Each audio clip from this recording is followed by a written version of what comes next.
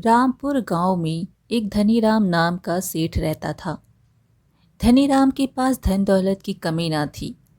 धनीराम बहुत ही कुटिल स्वभाव का था। उसका हृदय पत्थर के समान था। धनीराम को कभी भी किसी पर भी दया नहीं आती थी। वो अक्सर गरीब और लाचार लोगों का फायदा उठाया करता था। धनीराम सेठ के यहाँ काफी लोग काम किया करते थे। एक दिन धनीराम सेठ के पास हरिया नाम का वृद्ध आदमी आया और धनीराम से बोला, सेठ जी, आज मेरे बेटे की तबीयत बहुत ज़्यादा खराब है। कृपया कर मुझे 200 रुपये दे दीजिए। मैं आपके यहाँ पर काम करके आपके सारे पैसे चुका दूंगा। धनीराम सेठ बोला, अरे हरिया, मैं तुम्हें पहले पैसे नहीं दे सकता। यदि पहले पैसे चाहिए तो तुम्हें मेरे पास कुछ गिरवी रखना पड़ेगा। वृद्ध हरिया बोला, लेकिन मालिक, मेरे पास तो कुछ भी नहीं है जो मैं आपके पास गिरवी रखूं। सेठ बोला, तुम्हारे पास तुम्हारा खेत तो है, तुम उस खेत को मेरे पास गिरवी रख दो। जब तुम मेरे पैसे वापस कर दोगे तो मैं तुम्हारा खेत वापस दे दूंगा।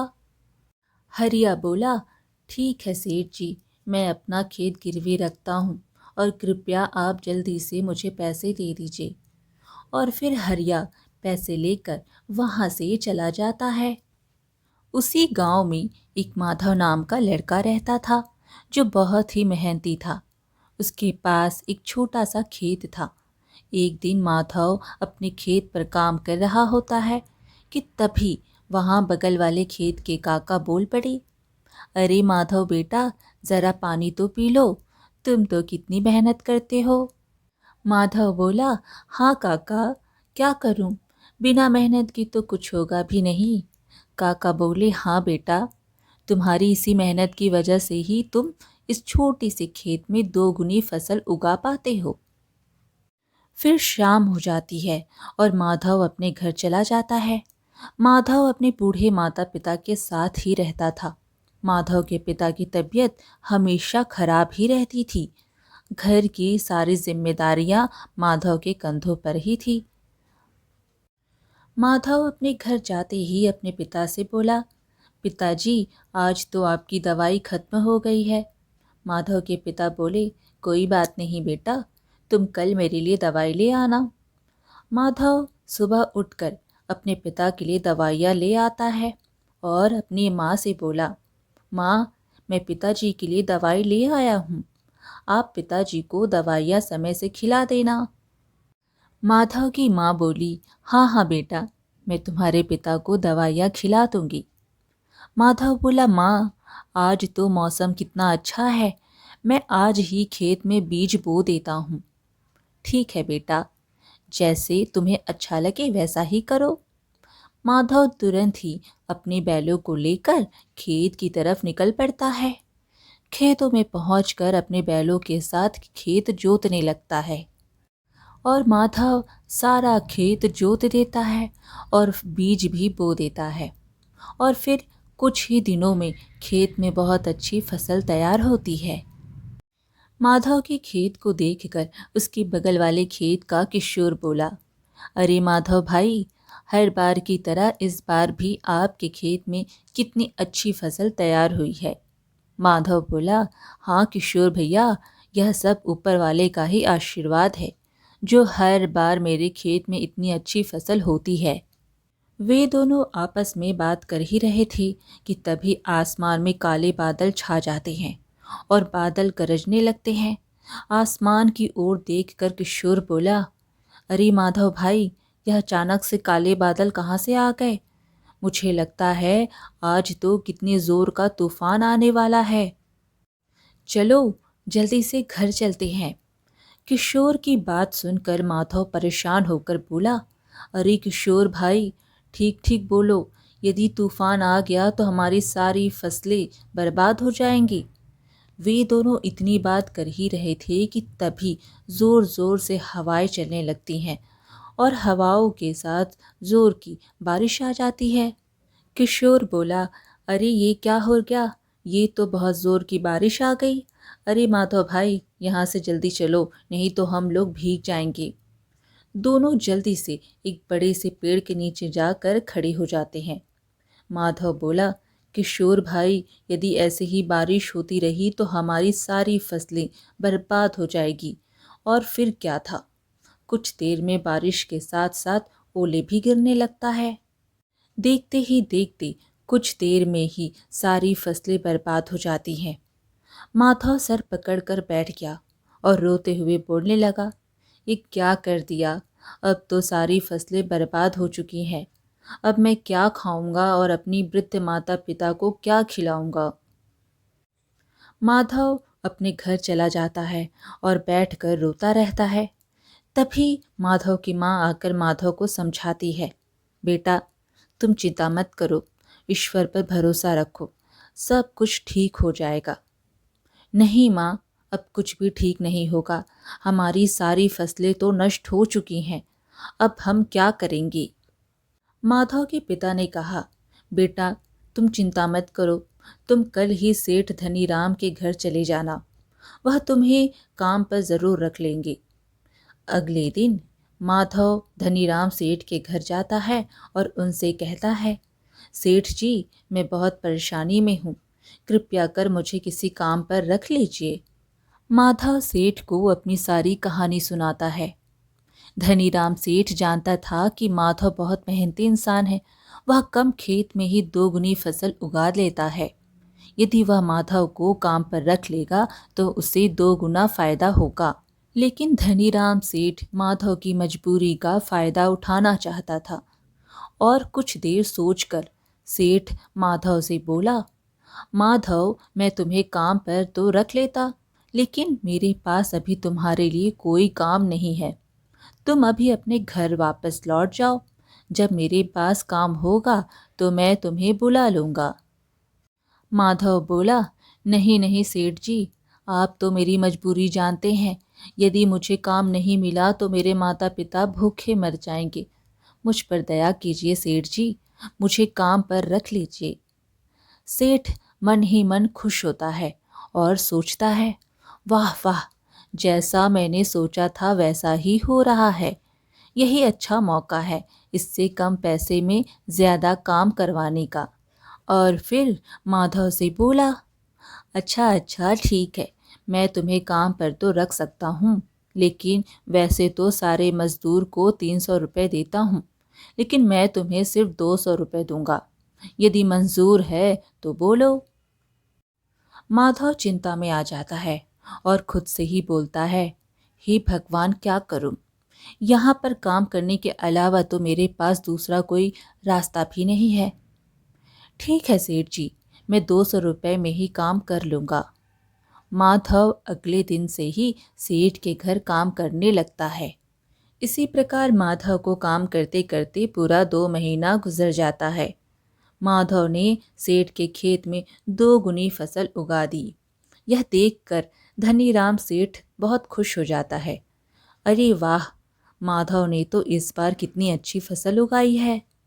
वैसे अब तो माधव का कोई काम भी नहीं है।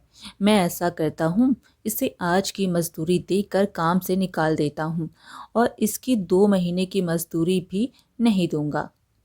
अरे माधव, यह लो तुम्हारी आज की मजदूरी। अब तुम्हें कल से काम पर आने की कोई आवश्यकता नहीं है।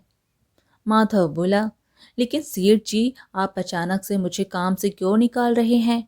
क्या मुझसे कोई गलती हो गई? सेठ बोला, नहीं माधव, तुमसे कोई गलती नहीं हुई है। अभी मेरे पास तुम्हारे लिए कोई काम नहीं है। जब मेरे पास काम होगा तो मैं तुम्हें ज़रूर बुला लूँगा। माधव बोला, लेकिन सेठ जी, यदि आप मुझे काम से निकाल देंगे तो मैं भूखा मर जाऊँगा।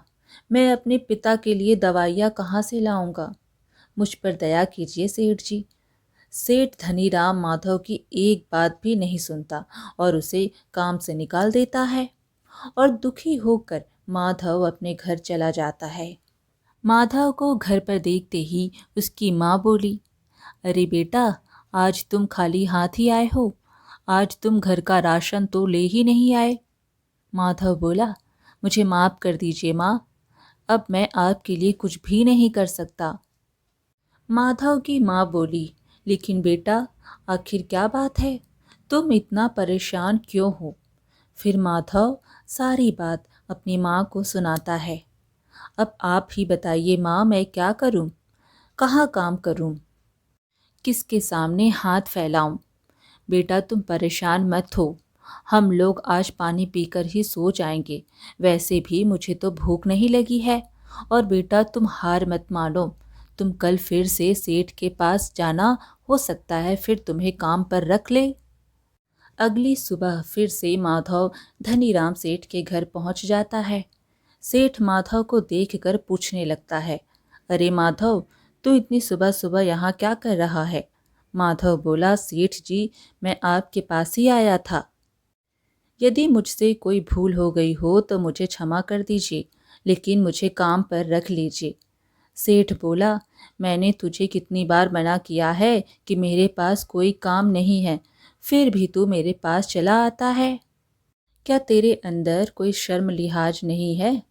माधव बोला, सेठ जी, मुझे शर्म तो आई है, लेकिन जब मैं अपने बूढ़े माता पिता को पानी पीकर सोता हुआ देखा हूँ तो मुझे यह अपमान कुछ भी नहीं लगता। सेठ बोला, लेकिन मैं तुझे कोई काम नहीं दे सकता, चल भाग यहाँ से। सेठ माधव को भला बुरा कहकर भगा देता है। और इसी प्रकार कई दिन बीत जाते हैं। सुबह होते ही माधव फिर काम मांगने के लिए सेठ के घर पहुंच जाता है और धनीराम सेठ फिर माधव को भगा देता है। सेठ सोचता है, मैं तो इस माधव के बच्चे से परेशान हो गया हूँ, लेकिन ये तो सुधरने का नाम ही नहीं ले रहा।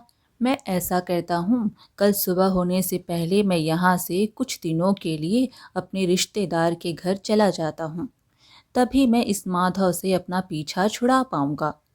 और फिर सुबह होने से पहले सेठ और उसकी पत्नी बैलगाड़ी में बैठकर वहां से चले जाते हैं। उधर माधव रोज की तरह फिर से सेठ के घर आता है तो देखा, अरे यह क्या, आज तो सेठ के घर ताला लगा हुआ है। इसका मतलब सेठ जी कहीं बाहर गए हैं। मैं ऐसा करता हूँ, यहीं पेड़ के नीचे बैठकर सेठ जी का इंतजार करता हूँ। इतना सोचकर माधव पेड़ के नीचे बैठ जाता है और सो जाता है। तभी कुछ चोर सेठ के घर के पास आते हैं। चोर धनीराम सेठ के घर में ताले को देखकर एक दूसरे से कहते हैं, अरे कमलू, आज तो सेठ है भी नहीं, आज अच्छा मौका है, चलो आज इस सेठ की सारी तिजोरी खाली कर देते हैं। चोर जल्दी से एक पत्थर उठाता है और ताले को तोड़ने लगता है। तभी माधव शोर सुनकर उठ जाता है। अरे यह शोर कैसा? ये कौन है? मुझे लगता है ये तो कोई चोर है। और माधव उन चोरों को कहता है, अरे रुक जाओ तुम लोग, यह क्या कर रहे हो तुम? सेठ के घर का ताला क्यों तोड़ रहे हो? चोरों ने कहा, अरे बेवकूफ़, तुझे दिखाई नहीं देता, हम लोग चोर हैं और यह ताला हम चोरी करने के लिए ही तोड़ रहे हैं। चल भाग जा यहाँ से। माधव बोला, अरे नहीं नहीं, मेरे रहते हुए मैं तुम लोगों को चोरी करने नहीं दूंगा। चोर बोला, अच्छा, तो तू हमें चोरी करने से रोकेगा? रुक, हम तुझे अभी मज़ा चखाते हैं। और चोरों ने मिलकर माधव के साथ हाथापाई की। तभी आसपास के लोग शोर सुनकर वहां आ जाते हैं और तभी वह सारे चोर वहां से भाग जाते हैं, लेकिन बेचारा माधव काफ़ी ज़्यादा घायल हो जाता है। और फिर कुछ दिनों बाद सेठ और सेठानी दोनों अपने घर के लिए निकल जाते हैं। अपने घर पहुंचकर सेठ सोचा, अरे बिल्कुल वैसा ही हुआ, अब तो माधव से मेरा पीछा छूट गया। और अगले दिन सेठ घर के बाहर बैठकर सोचता है, लेकिन ऐसा कैसे हो सकता है? माधव आज भी नहीं आया।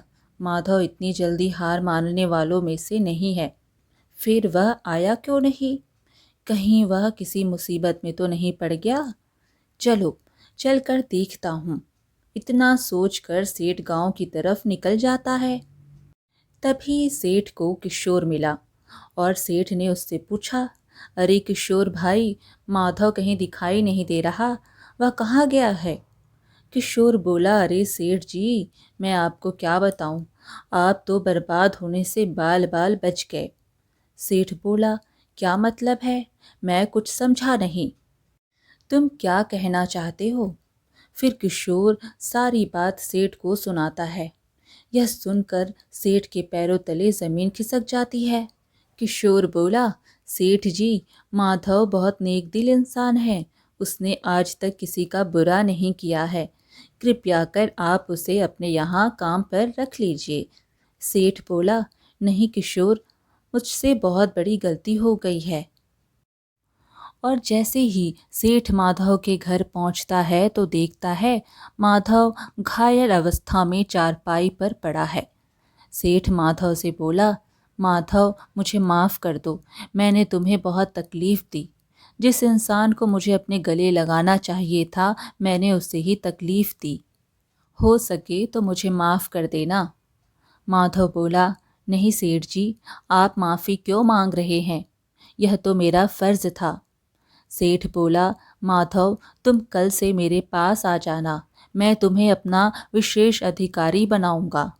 फिर सेठ तुरंत ही माधव की माँ को 500 रुपये दे देता है और अगले ही दिन से सेठ माधव को अपना विशेष अधिकारी बना लेता है। आज की कहानी यहीं पर समाप्त हुई। फिर मिलेंगे एक और कहानी के साथ। कहानी पसंद आए तो लाइक शेयर ज़रूर करें और चैनल को सब्सक्राइब करना बिल्कुल ना भूलें। धन्यवाद।